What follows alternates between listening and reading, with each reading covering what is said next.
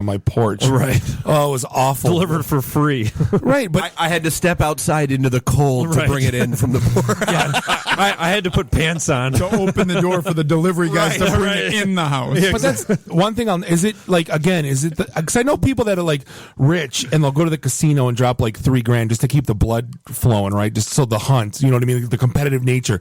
Is that like women's version of like playing tackle football, or like? You know what I mean? Like, there's this competitive nature, this vitriol. You know, there was another story on there that I laughed. It says the people were there for like 3 days at Target, like in front.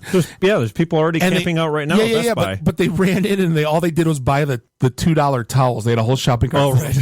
So like they didn't go buy any like the doorbusters or whatever. They bought $2 towels. Like, you spent 3 days at Target.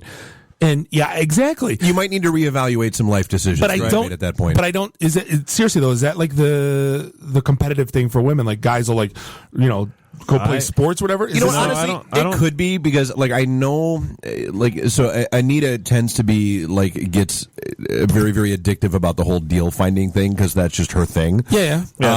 Stephanie's addicted to Groupon. So. Oh yeah, so I mean, you might be onto something. I mean, it might be that equivalent. Yeah, but you know, Steph went to one Black Friday sale at Meijer, and she vowed never again. You know, it was one of those things where it was like morbid curiosity. She woke up at like 4:30 in the morning, went to Meijer, and there was already a line out the door. She went and picked up one thing. We did it 1 year. We decided, you know, when we were living at the old house, we're like, all right, you know what? Let's do this before the kids. We were like, you know, yeah, let's see what all the chaos and madness and mayhem is about. In the days of e-commerce, though, and technology, you can buy on your phone. Like I went to. I went to GameStop. I think I'm going to stop going there. I went to GameStop to go buy games for my Xbox One that I got, because I pre-ordered it on Amazon for the family, right? For the family, for the kids. Yeah, it's for the children. But I pre-ordered it on Amazon. It showed up on my porch. I didn't have to spend the night at GameStop and get it at midnight. Right.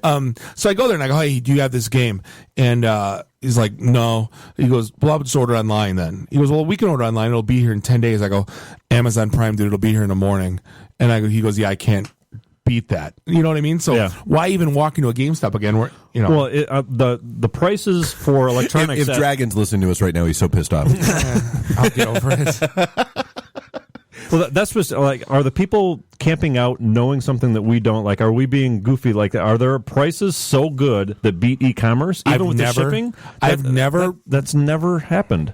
They do if you're not paying attention. So, like, you know, the big scam that nobody really pays attention to is, okay, yeah, it's a Sony 51-inch TV, but it's the one-off that they bought. You know, they brought containers full in from China that have... That's the one they're camping out for, right, is what you're saying. Yeah, so, you know, but all you see is the Sony 51-inch, and you think it's the killer one that's the high-end model that sells for, like, you know, $1,500. Right. When in reality, it's one that has one HDMI input, if that, you know, no other inputs on it, won't talk scaling. Has 3 bad pixels in it. But I never went to someone's house and they're like, hey, man, got this on Black Friday. We paid this much for it. I've like, never heard that story. Never once. I know a family that goes like religiously, like his wife, that's her thing. And I'm like, not once is they bought like this crappy Emerson TV one year. Right. I'm like, I don't even think it works right now.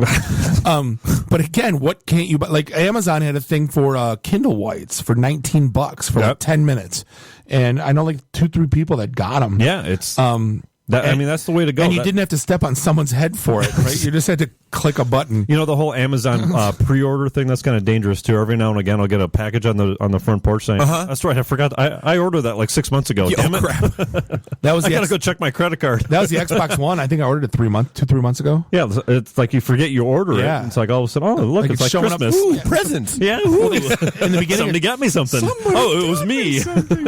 Speaking of Xbox One, it's. I know you guys aren't as much gamers as I am, but my kids are getting into it. It's insane how good of a box that is. I'm not kidding. I know. Oh, that's right. I did. I went there, didn't I? Yep. It's some good box. But just keep saying it. Yeah, no, exactly. I don't know if this is cool or not, but you can. Not for another couple of weeks. It's not. That too. Yeah, no. Then it's. Do I have 3 more? 3.5. I'm counting down. You can door.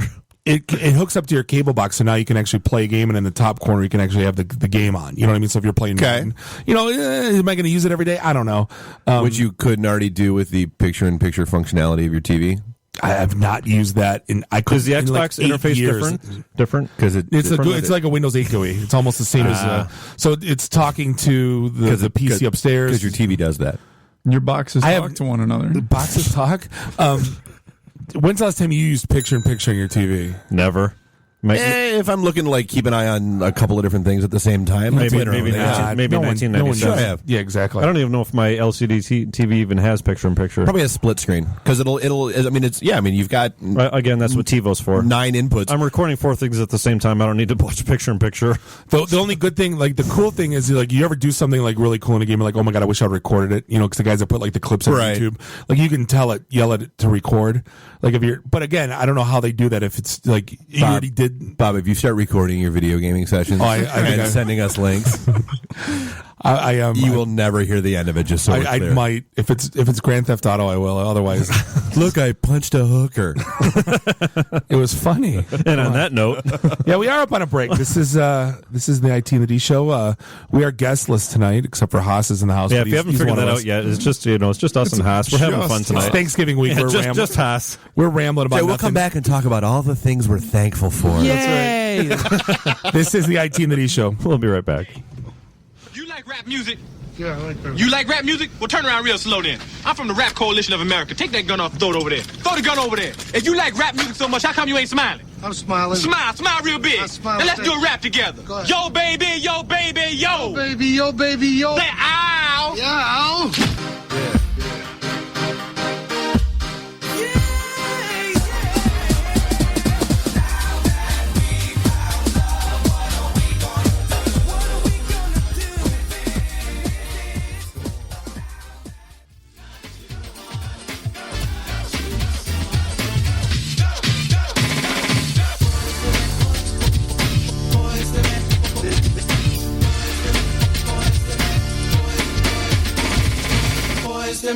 ABC, BBD. What the hell am I looking at? When does this happen in the movie? Now. You're looking at now, sir. Everything that happens now is happening now. What happened to then? We passed that. When? Just now. We're at now. Go back to then. When? Now. Now? Now. I can't. Why? We missed it. When? Just now. When will then be now? Still the best 2 minutes of movie history. No, I heard that they're actually trying to make Spaceballs 3 the search for Spaceballs 2, which I think is absolutely genius. Wait, did you read that interview with Rick Moranis? Yeah. Well, they're all under like super confidentiality, secrecy agreements. So they can't talk about it. Yeah. Well, Princess Vespa hasn't worked since Melrose Place, so she's available. Right. This is episode 21, Legally Drunk, or what are we calling this one? Who would they get to do Barf though? Oh, that's right. Yeah, Lone Star. He's like the president of every other movie. That's right. He's over there fighting aliens. Well, maybe John Candy has a loser brother like Dan Oh, no, Aykroyd, dude, or, Eric, like Belushi did. What's his nuts from Modern Family? Maybe Bob could do it. Oh, boo! No, the guy from Modern Family. Oh, the guy that plays Cam? Yeah. Yeah, that would be. Actually, he looks like him. Oh, absolutely. Yeah, he does. Yeah.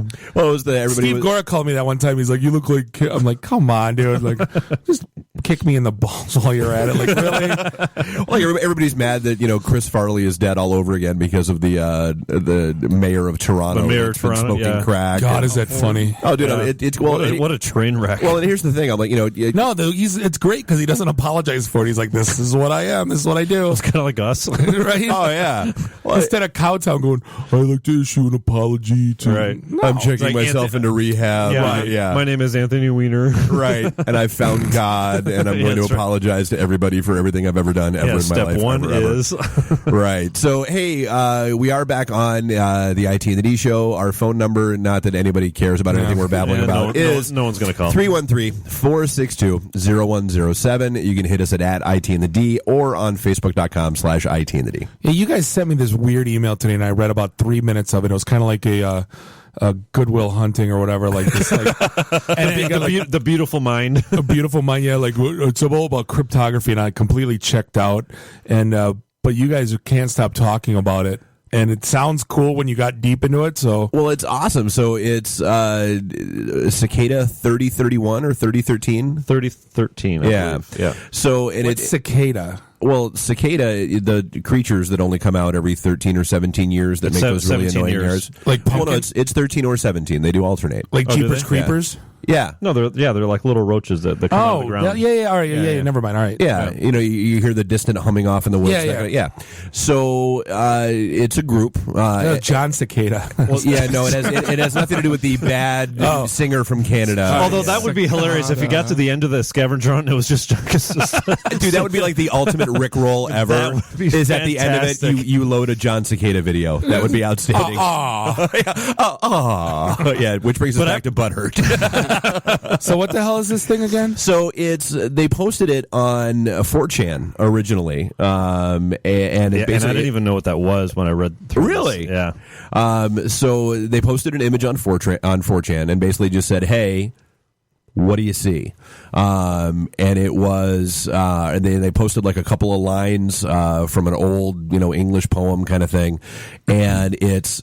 So cryptography, for those playing along at home, is all about codes, codes and encryption and all that kind of fun stuff and numbers. Yep. And so this was an offshoot called steganography, which is basically you encode things within an image so that it looks like a normal image, but it's not. And there was the whole like the schooner scene in Mallrats. It's not like that. That's what I'm envisioning. Oh, a sailboat. Exactly. Bob solved it. Is that not what it is? No, Ethan Suppley, that's not what it is. and now Bob's listening to John Cicada. It's not a Rorschach test, right? So no, a sailboat. So I mean, it looks like a photo, but if you take certain steps, like if you know what it is, what it's more like. Those composite photos where it's like you look at it and it's a photograph or a painting or whatever else, and then as you get closer to it, it's actually one of those things that's made up of like 100,000 other photos. Yeah, you've seen those. So kind of the same thing. So I mean, there's pictures within the pictures and codes within the code. Yeah. So people started trying to break it and figure out what it was, and the people that did wound up getting to a web address, which had another clue, another puzzle, another thing that had to get decrypted. And it was funny because one of the things that was really interesting about it is they were basically jerking people around on some level. Well, it wasn't that. I mean, the whole point of it was a test, and that's what people were trying to figure out. Was it some sort of recruiting thing for the government, or was it just it a think tank? Was it a think tank? Was it some company trying to do some sort of viral video? Because the whole thing was like the story was following some guy that dove into it deep, and he's like, why do they want to do it if they don't know what's at the end of the rainbow? Because it's a puzzle, dude. Well, why do you climb a mountain? Because it's there. I mean, some people are just really into trying to solve puzzles. Well, so I never got the mountain climbing thing anyway. Well, no, but it's like I was telling you earlier. It's every geek's take brain a helicopter. Like, why bother walking? Is nice. Every geek's brain is kind of wired in that direction. I mean, right. you tend to, okay, why isn't the network working? No, it's bragging rights. I did it, you did. Well, absolutely, it's bragging rights. Absolutely, it's bragging rights. But so you climb the mountain to plant your flag there. The story's following this guy. So he actually took time off of his job to deep dive into this and try to figure out, because he's a cryptography expert, and he's going into this. And he actually cryptographer. Yeah, Mr. So he solved the first a couple puzzles, and he got to what he thought was one of the solutions, and it came up with this bogus solution. That sounds like a bad Brendan Fraser movie. So basically it was a duck. It was a picture of a duck that said, no, it's not that simple, try again. Right. So he went through basically he used all of the tools that he knew that he normally used in his day-to-day job, and whoever set this up knew that's what people would be doing, and so through caught him off at the pass, threw a bone in there that the first solution you find is not the solution.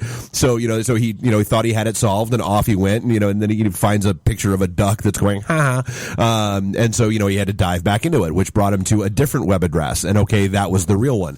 And so this whole thing is, again, it's is an exercise in futility. Well, no. But did you get to the end of the article about how right at the end of it he was one of 5 people? No, he wasn't. Well, no, that's what I'm saying. Like there was 4 other people that beat him to the end of it, right? And it was the online equivalent of Black Friday, where he was the 5th person to get to the final puzzle, solve it, and he got to the whatever website address, whatever the last website whatever it was supposed to be, and the message was to him personally, "You're a little bit too late." You made it this far, but four other people beat you. We only want the best and brightest, not the followers. I just keep thinking of Cannonball Run in my mind when you guys are talking about this. Like, it's all it is to me in my head is like guys driving around. Well, so that was in the most, ambulances and crap. So this whole story, but like that was the most that was the second most recent one. So the one that's been going on now, it's been going on for 2 years. Well, and that was when it got really weird.